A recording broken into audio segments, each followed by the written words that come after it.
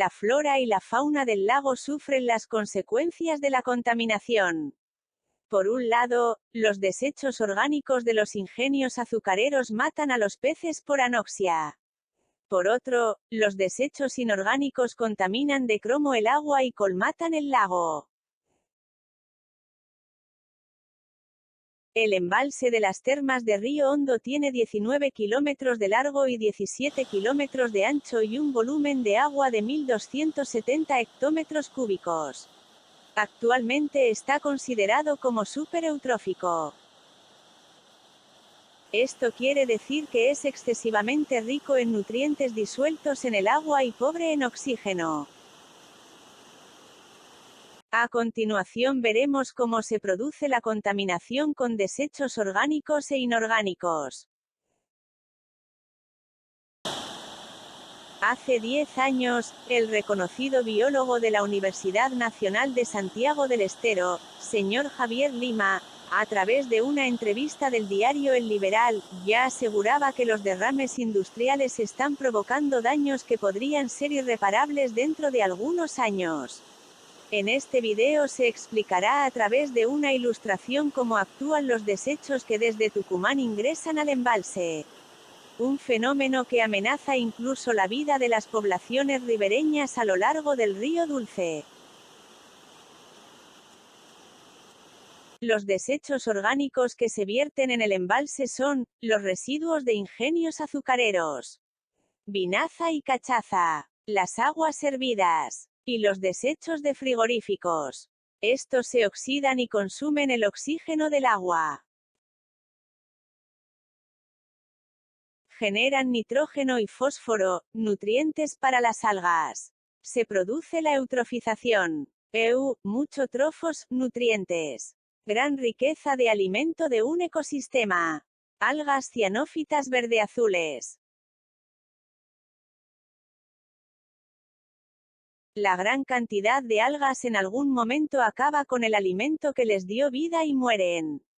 Al morir se acumulan en el fondo. En época de frío el oxígeno se disuelve mejor en el agua y se hace más accesible para los peces. Cuando hace calor, el proceso de descomposición se acelera y con ello la consiguiente falta de oxígeno. Comienza la descomposición e intervienen dos tipos de bacterias. Aeróbicas. Consumen gran parte del oxígeno que queda en el agua. Estos procesos producen la muerte de los peces por anoxia. O sea, se asfixian. Anaeróbicas. No consumen oxígeno pero liberan toxinas por la descomposición de los pigmentos. Esto también lleva a la muerte de los peces por anoxia. La acumulación de algas muertas produce gas metano, se ve como un burbujeo, que genera una especie de borrachera en los peces que los lleva a morir por anoxia. El desove. Septiembre y octubre es la época de mayor producción de los ingenios y coincide con la etapa de desove de la mayoría de las especies. 1. La hembra libera óvulos en el agua. La cantidad varía de acuerdo con la especie. 2. Al mismo tiempo que la hembra va depositando los óvulos, el macho libera semen con el que los fertiliza. 3. Los huevos atrapan oxígeno a través de una membrana. Si hay poco en el agua, no se desarrollan normalmente. Los desechos inorgánicos son residuos de curtiembres y residuos de mineras. Estos generan metales pesados, cromo.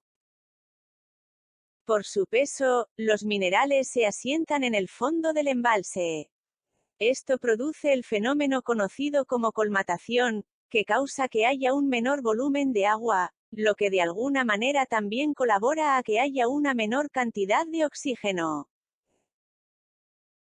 El sábalo obtiene su alimento del barro del lecho, al hacerlo incorpora cromo a sus grasas.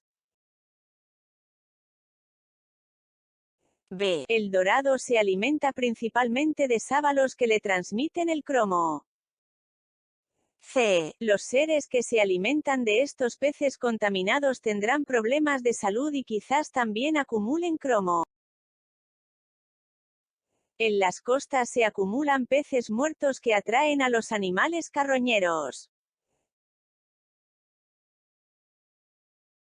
Los majestuosos dorados están en la cima de la pirámide de especies que corren serio peligro de extinción.